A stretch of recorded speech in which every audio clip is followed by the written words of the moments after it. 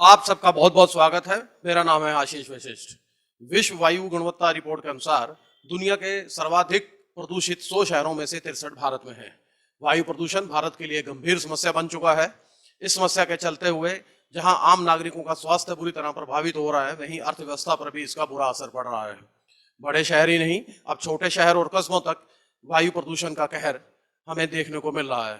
भारत में हर साल होने वाली मौतों का तीसरा सबसे बड़ा कारण वायु प्रदूषण ही माना गया है। वायु प्रदूषण के चलते हुए जहां आम नागरिकों के स्वास्थ्य पर इसका बुरा असर पड़ रहा है, वहीं खुली हवा में सांस ले पाना महज एक ख्वाब बनकर रह गया है।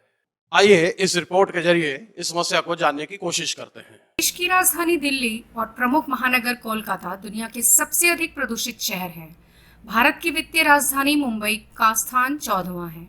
वैश्विक संस्था हेल्थ इफेक्ट्स इंस्टीट्यूट द्वारा जारी सूचकांक में विश्व के 6 क्षेत्रों के 103 शहरों को शामिल किया गया है। पर इसे तैयार करने की प्रक्रिया में कुल 7000 शहरों का आंकलन किया गया। इस रिपोर्ट में 2010 से 2019 तक के आंकड़ों का उपयोग किया गया है। इसमें प्रदूषणकारी पीएम 2.5 तत्वों के सालाना आंकड़ों तथा प्रभावित आबादी के आधार पर निष्कर्ष निकाले गए हैं।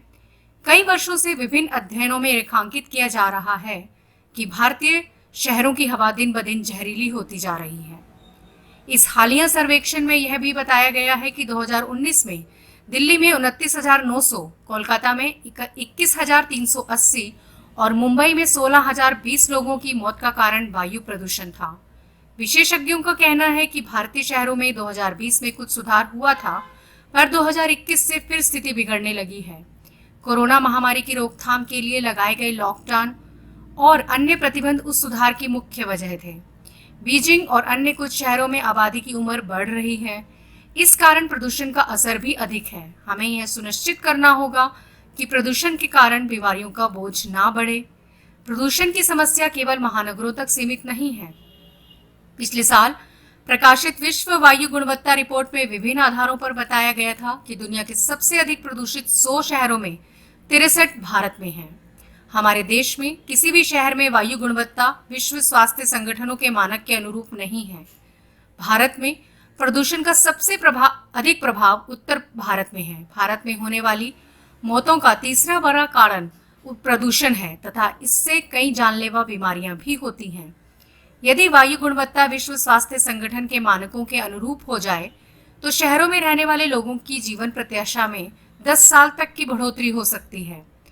प्रदूषण से हमारी स्वास्थ्य सेवा पर दबाव बढ़ने के साथ अर्थव्यवस्था पर भी असर होता है। बीमारियों के चलते कार्य दिवसों का नुकसान होता है।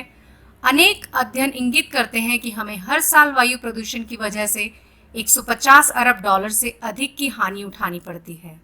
जब प्रदूषण बहुत अधिक बढ़ जाता है तब औद्योगिक संयंत्रों और निर्माण कार्यों को रोकना पड़ता है।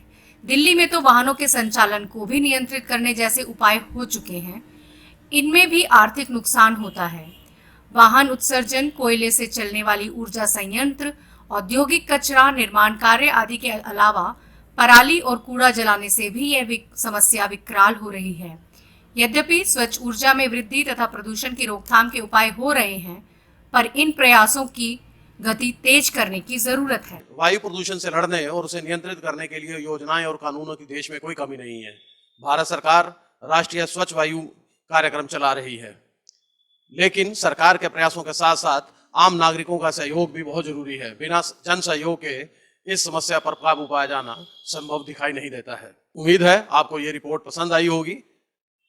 मिलते हैं फिर अगली बार किसी नई रिपोर्ट के साथ। तब तक के लिए जय हिंद।